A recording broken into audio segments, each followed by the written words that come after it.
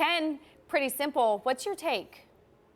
Well, my take is that some of these companies have been cheating, others have been stifling innovation, and the time has come that the government gets the resources, the FTC and the antitrust division, to do their job. There have been over 750 mergers and acquisitions in this area in the last 10 years. Very few have received any scrutiny, and we need to do, the federal government needs to do a better job of scrutinizing these mergers and acquisitions, of making sure these companies stop cheating, and of really putting some teeth into the antitrust laws. Representative, it's interesting, though, that in the last year or so, as there has been more pressure and more discussions about antitrust, they still have continued a lot of these mergers and acquisitions. Are you concerned that that pace hasn't slowed? I am concerned with that, and I think they understand that the enforcement agencies are busy, they're undermanned. And the one piece of bipartisan great news that we have is that both Republicans and Democrats in the House, and I would guess in the Senate also, feel very strongly that we should increase the resources at the two enforcement agencies. They are now less staffed, they are lower staffed than they were 10 years ago. And given what's happening in high tech, we just can't allow that to happen. Congressman, talk to me about the individual companies. We were having a discussion in the last segment, and an analyst who's been covering these companies on the street said that Facebook potentially could be the most disruptive if broken up. Are you worried about that disruption? Which company could present the biggest risk, perhaps, of if there is a breakup, how that ends up happening? I'm not concerned at all. I don't know that the enforcers are going to make the decision to seek breakup as the remedy, but I certainly believe that Facebook has acquired companies that are for the purpose of stifling future competition. And I think it's really important that we get back to, and perhaps we need to change the burden of proof.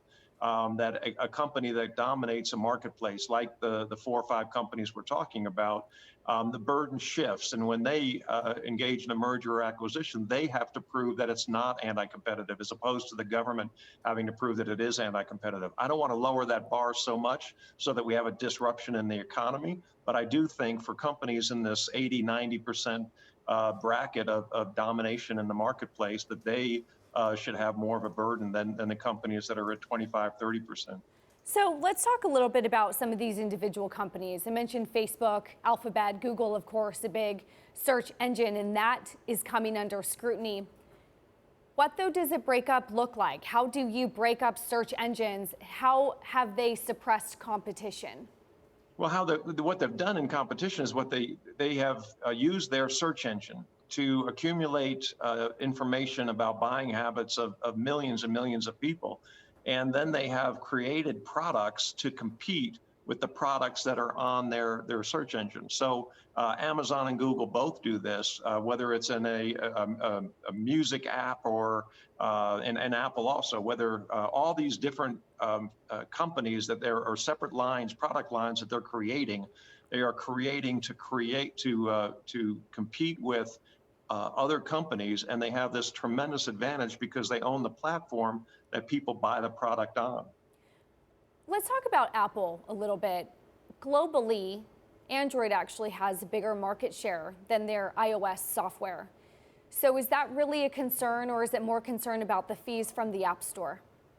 Well, I think it's the overall business plan that Apple has put together that is the major concern. It's not just the sale of iPhones or Apple products overall, but it is the App Store, the other areas that Apple engages in. They use that iPhone product to then hamper competition from these startups. And what's so ironic to me is these 4 companies, 5 companies were started in a dorm room, in a garage. They absolutely took advantage of our capitalist system. They were the startups. They got the venture capital. They moved forward, and now they are suppressing the very businesses that are so similar to what they were a decade or 2 ago. I'm glad that you brought up startups, because there has been some concern. I'm thinking about Microsoft in the 90s. They were so focused on this legislation and antitrust and trying to fend off concerns about the fact that they were a monopoly, that there was this sort of lost period for them where they were distracted. And so they were no longer innovating. And then that's really when you had a lot of these new companies that we see today that came in as the disruptors.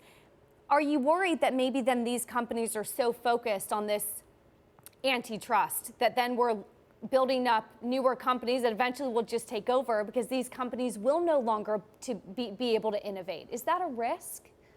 Oh, I think I'm not worried about it. I think it's great that there will be garages across America starting new companies, and the venture capitalists will be able to go to all these startups and evaluate their products and their management team and decide whether to invest money or not. I think that's what makes America so much different than every other country in the world, is that we innovate, and innovation is really the hallmark of our capitalism, of our economy.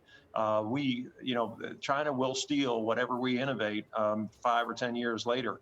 But let's make sure that we are doing everything we can to innovate. And these companies, the 4 or 5 companies we're talking about, are crushing the small innovators. And that's what the problem is. And that's what I hope the next phase of our antitrust work in Congress is to make sure that we're focused on how do we create a remedy so that these small companies are able to grow.